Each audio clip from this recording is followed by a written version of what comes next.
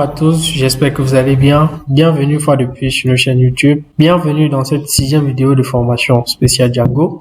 Nous allons aborder une notion hyper importante, la notion d'héritage de template. En fait, c'est une fonctionnalité des moteurs de template qui permet à un template d'hériter du contenu d'un autre template. La fois dernière, on a vu les fichiers statiques. La vidéo d'avant, on a vu la notion de template. Vous savez déjà ce que c'est.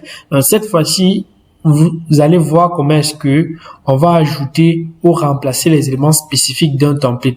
Comment utiliser la base d'un template pour pouvoir créer un autre template. C'est en fait une fonctionnalité qui est implémentée avec des balises et ceci va nous permettre de réutiliser des templates. Donc, sans toutefois tarder, on va se lancer dans le code.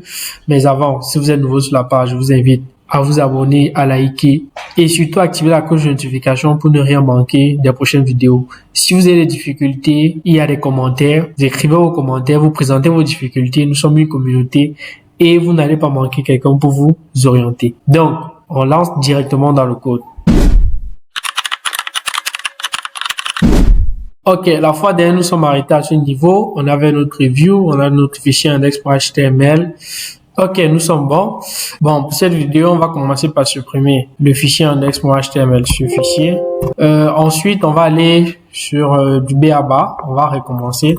On va créer une page HTML qui sera considérée comme notre base, à qui on va associer un CSS et par la suite, on va les exploiter pour créer notre héritage. Donc, sans toutefois tarder, je vais créer un nouveau fichier HTML. Donc, je vais créer un fichier HTML que je vais appeler base.html. Base.html. OK.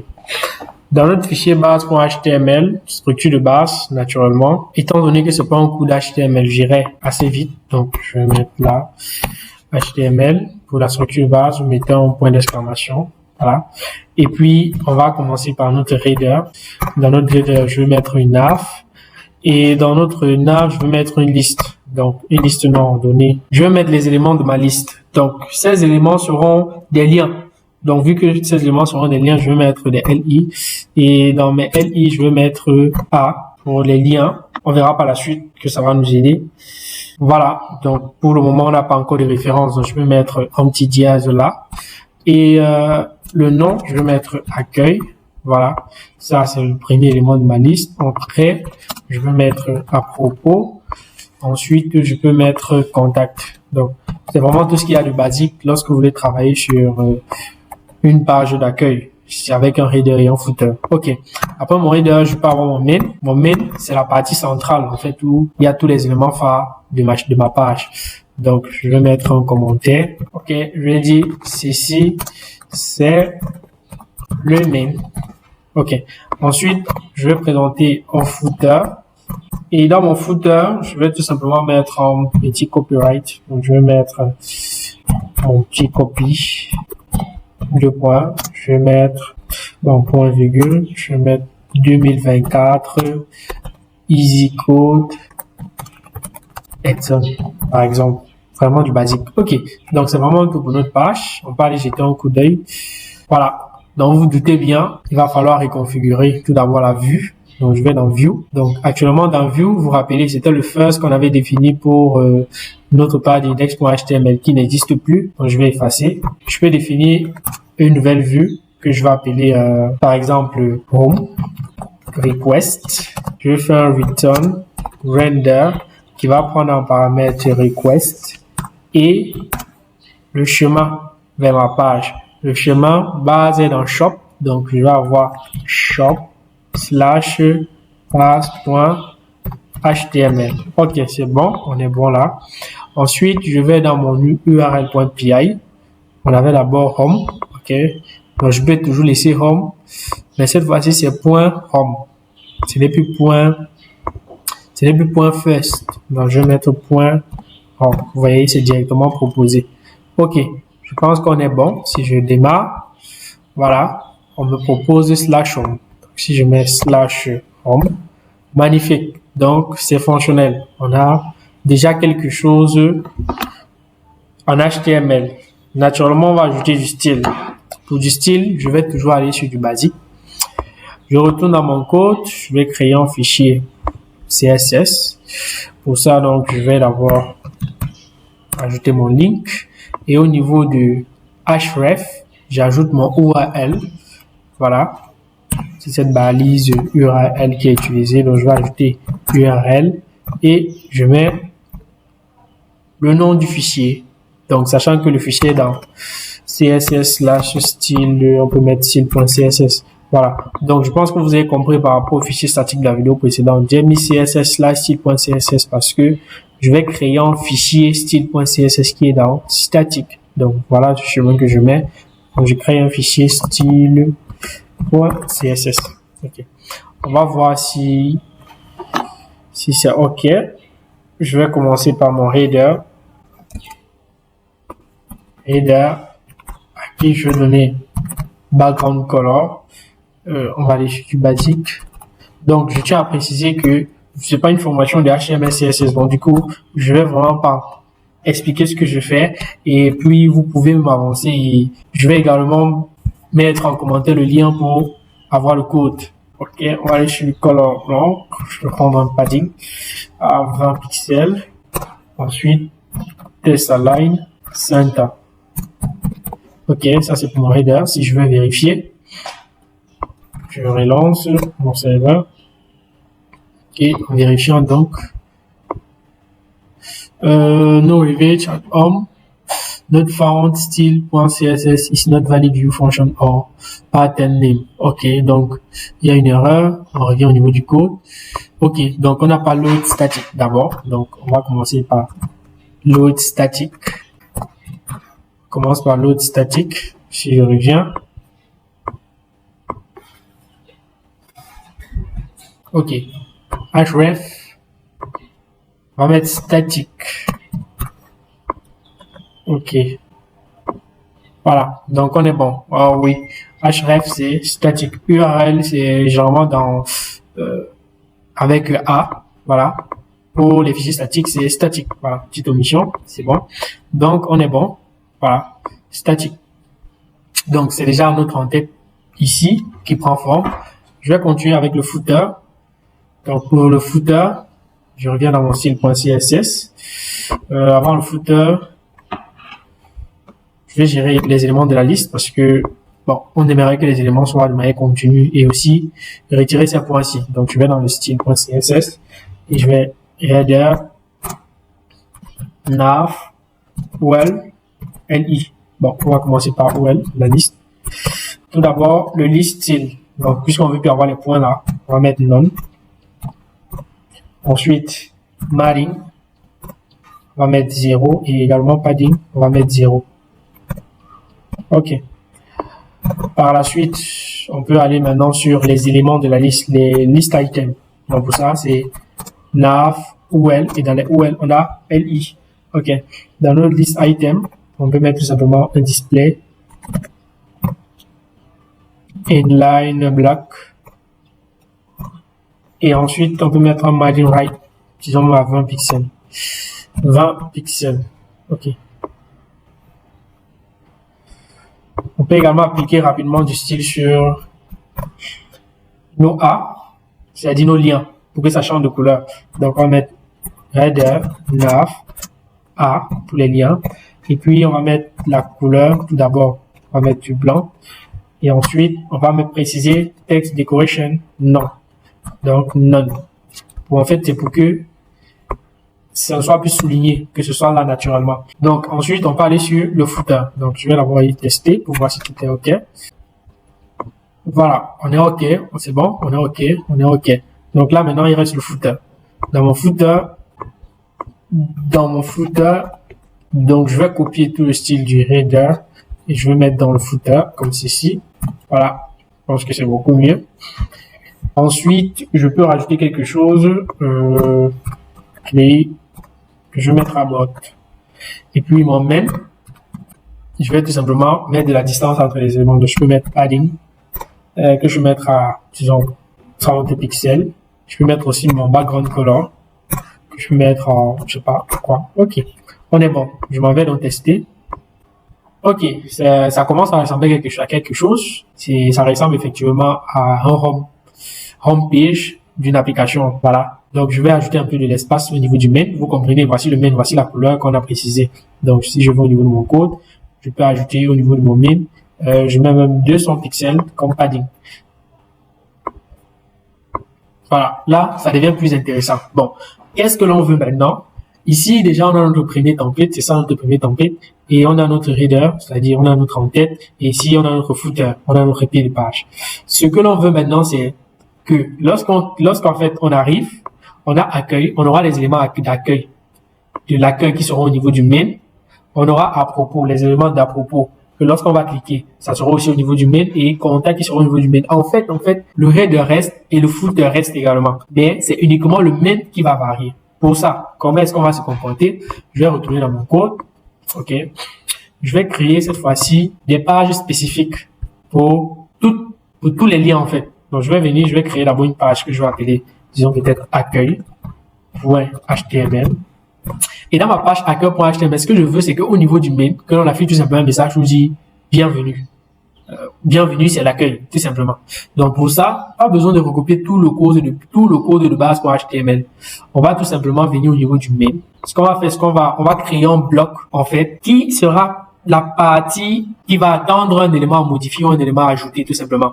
Ici, on va créer notre bloc, tout simplement. Le bloc, en fait, c'est l'espace qui attend les éléments qui vont varier dans les nouvelles pages, c'est-à-dire les pages filles, les pages qui vont hériter de la page de base, c'est-à-dire la page mère. Donc, je vais créer, tout simplement, mon bloc. Pour ça, c'est ça la syntaxe, pourcentage. Je vais mettre bloc. Ensuite, pour fermer, je vais préciser n bloc, voilà. Et le bloc a toujours un nom. Donc, je peux par exemple appeler ce bloc content 1. Un exemple comme ça. OK. Je décide d'appeler ça content 1. Je vais maintenant au niveau de mon accueil.html. Au lieu d'avoir tout le code là, non, je vais tout simplement rappeler mon bloc. Mais sauf que je vais appeler le bloc de base.html. Donc, la première étape, c'est de préciser d'abord que accueil, c'est une page qui va hériter de base. Et pour ça, on utilise S10. Donc, je vais dire S10 et je vais préciser la page, en fait. Donc, accueil S10 et c'est base.html. Et pour ça, je précise son chemin. Son chemin, c'est shop/base.html. Donc, là, c'est le chemin de base.html. Et là, maintenant, je peux utiliser son bloc. Voilà. Et son bloc, vous vous rappelez, c'est content. Content. Donc, ici, il n'y a pas de bloc. Et là, je peux ajouter tout simplement mon petit message, même dans un paragraphe, là. OK. Je vais mettre là, bienvenue, c'est l'accueil.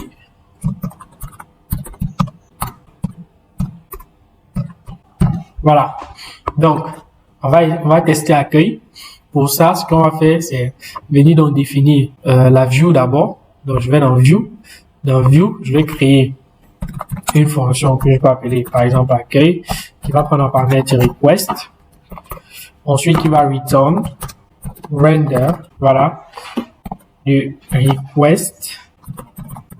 Maintenant, je précise le fichier de request shop accueil.html. Accueil.html. OK, on est bon. Maintenant, je peux ajouter l'URL. L'URL, c'est là. Donc, je vais mettre ces deux fichiers côte à côte. Voilà. Donc, l'URL, maintenant, c'est le path que je précise.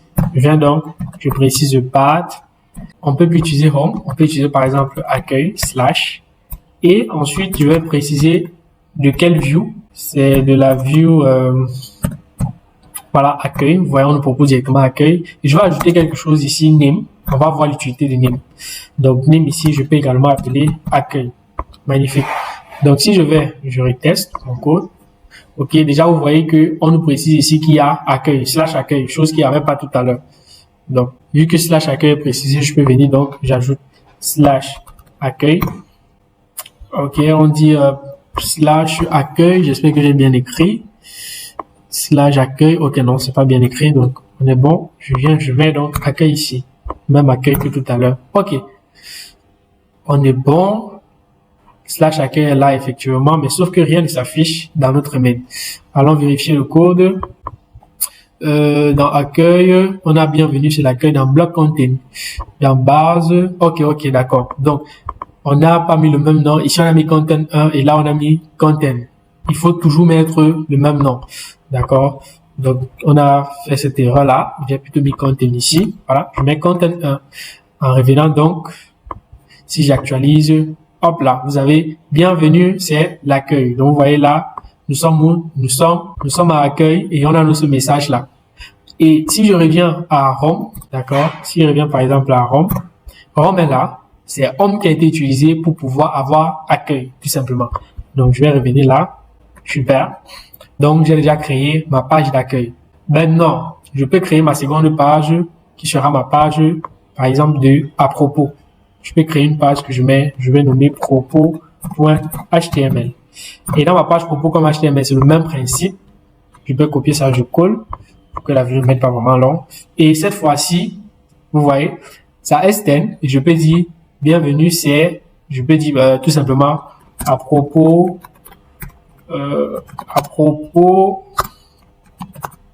nous sommes DDF. Nous sommes DDF, voilà. Et puis j'ajoute peut-être un petit souris là, comme ceci. Maintenant, si je reviens là, oh, qu'est-ce que j'ai foutu là?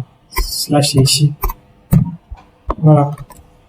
Accueil. Oh là là, qu'est-ce que j'ai foutu? Voilà. Slash c'est ici. Voilà. Donc, dans à propos, j'ai dit à propos, nous sommes DDF. Donc, je crée donc sa view. Donc, c'est def. Je peux appeler aussi ici propos. Propos qui va prendre request. Et à request, je vais tout simplement return render request. Cette fois-ci du chemin qui est shop/propos.html. Ok. On est bon? Oui, on est bon. Maintenant, je vais dans le fichier URL. Dans mon URL, je précise également mon path qui sera cette fois-ci, je peux appeler ce chemin toujours propos, par exemple slash. Et puis, je précise la view.propos, c'est proposé directement, et j'ajoute mon name. Voilà, mon name qui sera égal à, disons toujours, propos. Voilà. Donc, si je viens, je relance, et vous voyez, directement, il y a propos qui est proposé. Donc, je peux mettre mon slash propos, comme ceci. Hop, et vous voyez là, nous sommes à propos. Voilà, ça devient assez intéressant. Donc, maintenant, ce que l'on veut, c'est quoi? C'est que, allons-y d'abord, on finit ça avec contact rapidement. On va mettre le contact, on va finir avec contact. Donc, pour la page contact, c'est générique. Donc, je vais venir là, je crée aussi contact.html. Voilà, je vais reprendre le code d'accueil. CTRL C, je vais mettre dans contact. Ici, je vais mettre mon contact. Voilà. Plus 237.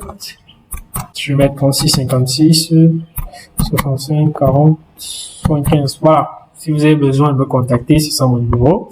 Je peux également mettre mon adresse mail. Je peux dire voilà, Edson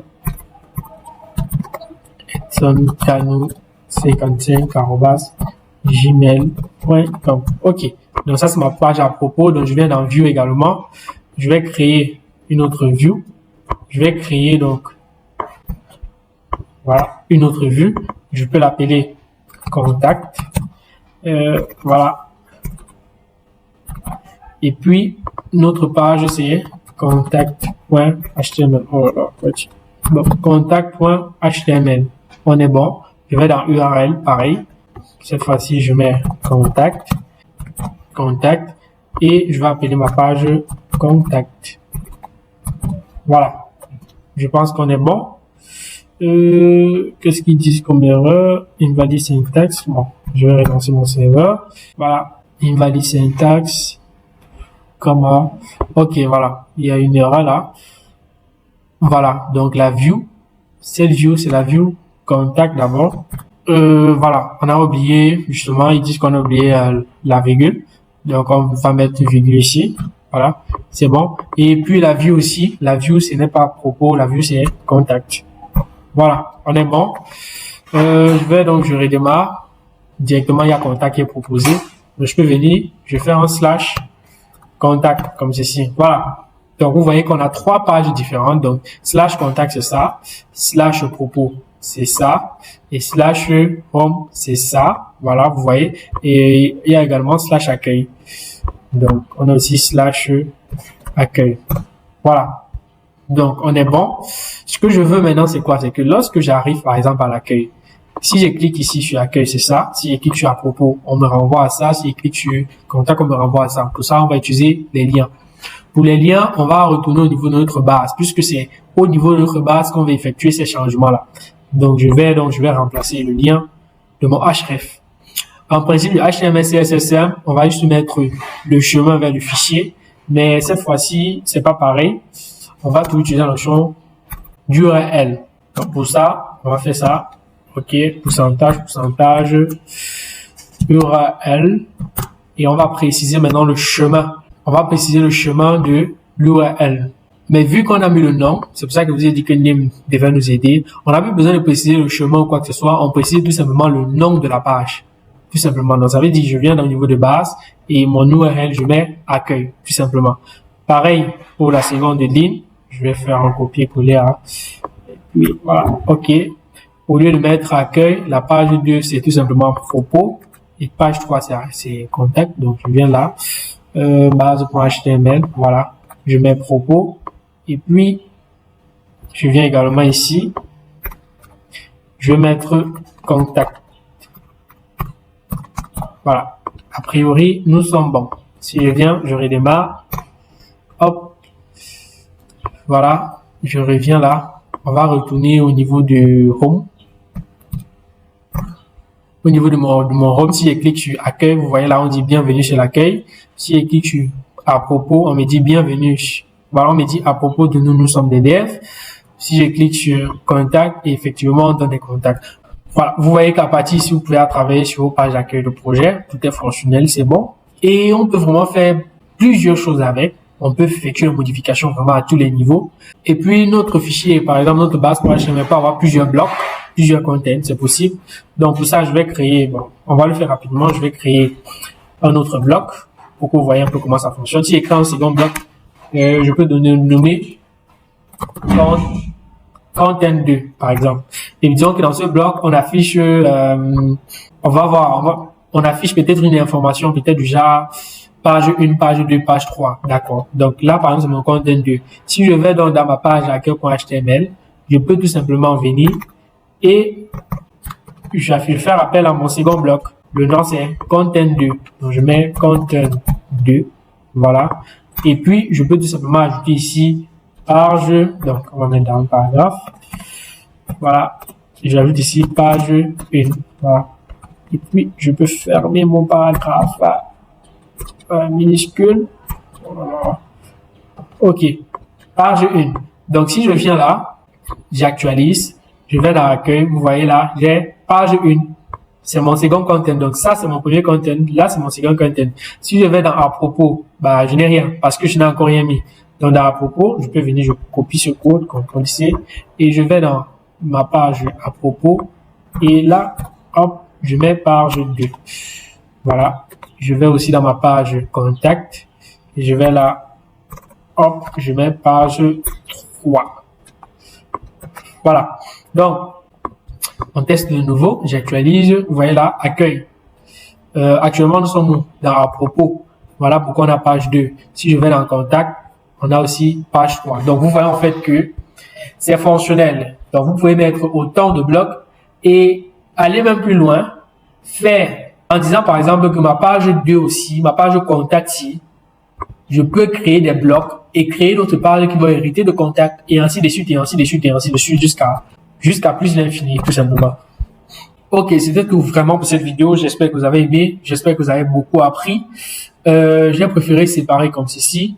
Dans la prochaine vidéo, on va revenir sur les balises, sur les filtres. Et vous verrez que ça va faire appel aussi aux compétences de cette vidéo. Donc, c'était tout pour cette vidéo. N'hésitez pas à vous abonner, à liker, à commenter et surtout à activer la cloche de notification pour ne rien manquer des prochaines vidéos. Merci les gars, on est ensemble.